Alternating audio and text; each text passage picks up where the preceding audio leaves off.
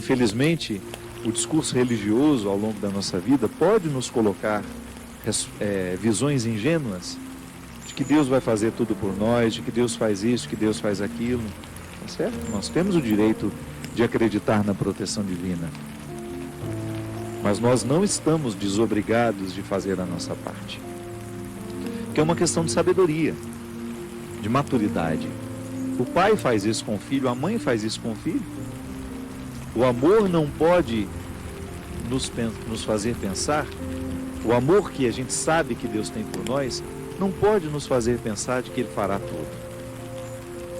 Gosto muito dessa expressão. Nós só temos o direito de esperar pelo impossível depois que a gente fez tudo o que nos foi possível. Então Deus nos protege? Sim. Mas Ele também pede que eu faça a minha parte nessa proteção. Eu rezo a Deus pela minha vida, peço para que Ele me dê saúde, mas preciso fazer a minha parte para que essa saúde seja uma realidade na minha vida, não é? O cuidado que eu tenho comigo é uma expressão dessa minha parte, do milagre que eu preciso realizar diariamente. Então, às vezes eu identifico a mão de Deus estando presente na minha história, mas não me segurando como eu acho que segura. Sim, alguns desamparos são importantes demais no nosso processo humano. Seria muito interessante se a gente aprendesse isso desde o berço, mas infelizmente não. Então nunca é tarde para a gente aprender. A desproteção que às vezes nós sentimos na vida também é a mão de Deus, porque aquele que ama desprotege. Para que você fique exposto àquilo que você precisa viver e experimentar, sozinho. A presença dele sempre nos olhando, sempre nos orientando. Que isso é muito interessante. Quanto mais a gente cresce, quanto mais a gente amadurece na nossa experiência com Deus, maior é a capacidade que a gente tem de ouvir e compreender a voz dele na nossa história. Então, Deus me protege assim, mesmo quando ele está distante. Sabe? Não é que ele fica distante, é que nós nos sentimos por causa das situações da vida. O contexto desfavorece perceber essa presença intensa na nossa vida. Então, aquele momento de desconsolo, ah, meu Deus, parece que eu estou abandonado pelo Senhor. Não é não. Esse desconsolo faz parte dessa proteção dele na nossa vida. Porque quem ama sabe muito bem que o amor também precisa passar pela dura experiência da desproteção. Porque excesso de amor desprotege. Não é assim que funciona? Quando uma pessoa é excessivamente protegida, no fundo, no contrário de tudo isso, existe uma desproteção, porque aquela pessoa não consegue amadurecer. Então ela vai ser eternamente ingênua, vai ficar eternamente acreditando que ela está dentro de um conto de fadas. E a vida não é um conto de fadas. Então acreditar na proteção de Deus não nos dá o direito de pensar que Deus fará tudo por nós, que caminhará por nós. Ele vai estar sempre nos fortalecendo à frente dessas batalhas que nós precisamos enfrentar, mas nós estaremos na responsabilidade de realizar a parte que nos cabe. Foi assim com Moisés. Essa música cita Moisés, né? Foi essa mão que ajudou Moisés a dividir o mar em dois. Há nessa passagem uma riqueza muito grande que está em Êxodo. Quando Moisés está apavorado, porque ele retirou o povo do Egito e saiu na direção dessa terra protegida. Protegida não, prometida. Está vendo? Também é um pouco protegida, né? A terra prometida seria alcançada, uma promessa que Deus fez a Moisés, desde que ele se encorajasse a retirar aquele povo da escravidão e atravessasse as dificuldades do deserto. Veja que quem já teve a oportunidade de ir a Israel sabe muito bem o que é o deserto. Você entrar naquele deserto para chegar a um lugar que não sabemos onde é, que só está no coração de um homem, como promessa, é uma dificuldade muito grande. E o povo acreditou, foi atrás de Moisés, começou a viver as restrições do deserto, a fome, começou a sentir saudade das cebolas, né? Que no Egito eles comiam cebola. No tempo da escravidão, a cebola era o principal alimento. Por isso que às vezes a gente usa a expressão, não fique chorando as cebolas do Egito. Não é assim? Você já deve ter escutado essa expressão, quando alguém lhe aconselha a para de lamentar o passado. O que é lamentar as cebolas do Egito? É dizer, eu era escravo, mas tinha esse alimento. Eu tinha cebola para me alimentar. E agora eu estou livre, mas não tenho nada. Calma. Dê tempo ao deserto. Permita que o deserto lhe diga o que ele precisa dizer. Até a fome. A restrição, ela é importantíssima no processo humano. A gente identifica o tempo todo que pessoas são estragadas porque não lhes faltou nada. Terrível. Quando você tem um filho que foi paparicado desde criança, não lhe faltou absolutamente nada, e de repente, no descampado da vida, de repente aquela pessoa precisa enfrentar o deserto da vida e ela não tem munição o suficiente para dar conta. Aí fazer o quê? Como é que nós enfrentamos o deserto? Ali naquele momento, quando Moisés retira o povo da escravidão e se encoraja a levar este povo pelo deserto a caminho da terra prometida, ele também sente medo, ele também não sabe o que vai ser. Por isso ele o tempo todo, através das manifestações de Deus naquele momento da vida de Moisés, ele se comunica com Deus. São as epifanias, né? São essas manifestações gloriosas de Deus ali, através da realidade simples. É a sarça que arde, é a pedra que jorra água, enfim. Deus vai conversando com Moisés, vai dando a ele sinais de que ele está no caminho certo, mas não o priva da desproteção que o deserto lhe causa. Então, desprotegido naquele deserto, materialmente falando, ele pode firmar uma confiança em Deus que nenhum outro conforto havia dado. Está vendo como é interessante?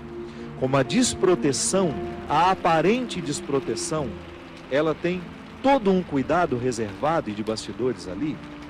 Da mesma maneira como você que é pai, é mãe, e você cria uma restrição ao seu filho para que ele possa amadurecer, não é assim?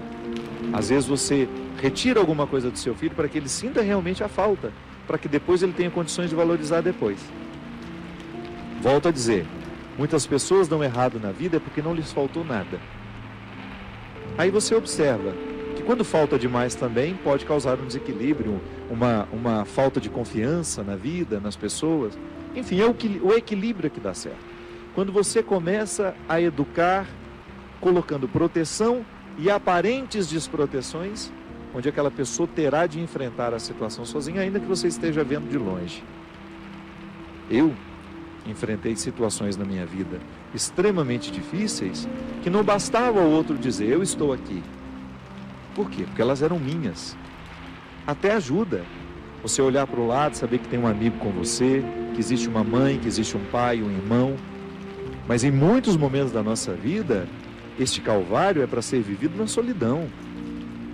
É quando eu preciso viver essa sensação de estar desprotegido, da mesma maneira como Moisés viveu, ao pisar os desconfortos do deserto, ao enfrentar aqueles desconfortos, ele compreendeu o que é a condição humana.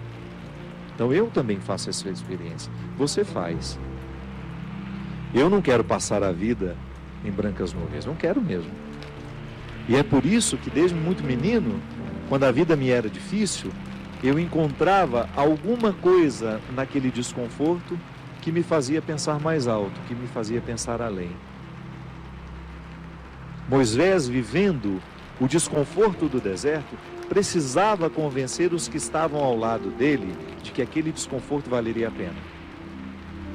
Mas alguns queriam voltar para a escravidão. Olha como a fraqueza humana está muito presente na nossa vida no momento do desconforto. Quanta gente, vou dar um exemplo simples para você entender. Existem pessoas que precisam romper com namoros que são terríveis, desastrosos. Aquela pessoa só faz mal a você sabe disso, mas você tem um vínculo com ela, você tem necessidade afetiva, você não consegue romper aquele namoro.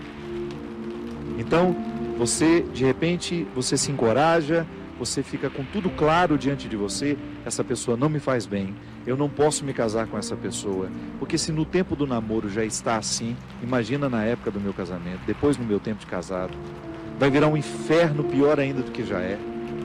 Aí você se encoraja, motivado por pessoas que estão ao seu lado, a romper. Aí é terrível no dia que você rompe. O sofrimento é cruel dentro de você. Parece que você nunca mais vai se recuperar e você só pensa naquela pessoa. Por quê? Porque apesar dela te fazer tão mal, você tem um vínculo doentio com ela, de dependência afetiva.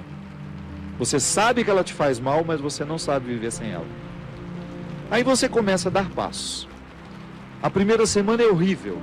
Você sofre, você chora, você não pode ouvir a música, você não pode sentir o cheiro, você não pode ver aquele pedacinho de não sei o que ele esqueceu lá na sua casa, que tudo aquilo é terrível. Mas de repente você começa a dar passos de libertação. É como se você estivesse andando na direção de uma terra que só vai te fazer bem. E um mês depois aquele sofrimento ficou melhor, 2 meses depois aquele sofrimento melhor, e de repente você não está nem mais lembrando. Claro que ainda existe ali um vínculo silencioso sendo desarmado, porque a dependência afetiva, ela não morre da noite para o dia. A gente precisa, é como se você fosse sufocando uma célula cancerosa com o processo da quimioterapia, sabe? Que você vai retirando a vida da célula cancerosa, que é a célula que nos mata. Aí digamos que 3 meses depois, você encontra de novo com aquela pessoa e você tem aquela famosa recaída. Aí pronto. O castelo que você estava construindo, o chão que você tinha andado, que tinha sido tão difícil, você joga fora e você volta para o Egito, você volta para a escravidão. Você faz o mesmo que os companheiros de Moisés queriam fazer, voltar a comer a cebola, voltar a comer o alimento podre, estragado. Aí você reata aquele relacionamento, porque ele é doentio e você não cuidou da devida distância que você deveria manter. Porque quando você tem essa dependência afetiva, você tem que estabelecer a distância, porque senão você não se cura. Você tem que parar de querer saber da vida daquela pessoa, porque senão você não se cura. Você precisa parar de ficar fuçando o Facebook dela, porque senão você não se cura. Você precisa parar de ficar investigando a vida. Onde que ela foi? O que ela estava? Você tem que cessar todos os pontos que podem lhe fazer querer voltar para o Egito. Porque senão você nunca vai se libertar. Aí 3 meses depois você está bela e formosa já, matando a célula cancerígena, você vai dar mais uns beijos na boca, volta àquela dependência horrorosa e o inferno retorna na sua vida. Na sua primeira semana é até bom, que está tudo voltando. Daqui a pouco, minha filha, você está num inferno pior do que você estava 3 meses atrás. É assim.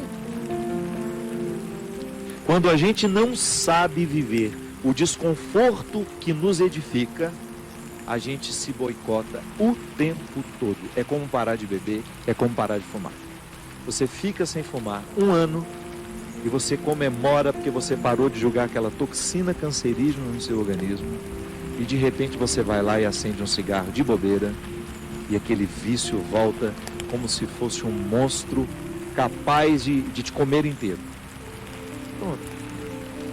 Todo aquele sacrifício que você fez dos primeiros dias sem fumar vão para o saco. Por quê?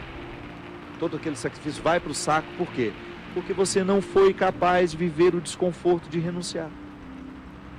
Minha gente, é impressionante como essa mão de Deus nos auxilia assim, nos fazendo conscientes do que nós precisamos romper na nossa vida.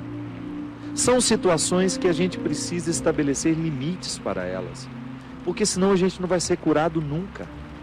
A gente vai ficar eternamente doente na fila dos necessitados, chorando e mendigando um pãozinho de bondade do outro, um pãozinho de afeto do outro. Pelo amor de Deus, nós não fomos feitos para isso. Nós não fomos feitos para ficar arrastando dependentes afetivamente dos outros. A gente foi feito para amar. E o amor só tem sentido na nossa vida se for para nos edificar, se for para nos ajudar a atravessar o desconforto do deserto. Caso contrário, ele não faz sentido. Esse pseudo-amor, esse falso amor que às vezes a gente diz sentir um pelo outro, que não nos ajuda nos desconfortos do deserto. Eu preciso viver os meus desertos, você precisa viver os seus. E os verdadeiros amigos são aqueles que reconhecem os desertos que o outro precisa passar e fala: isso mesmo. Vamos passar por esse deserto porque você precisa dele.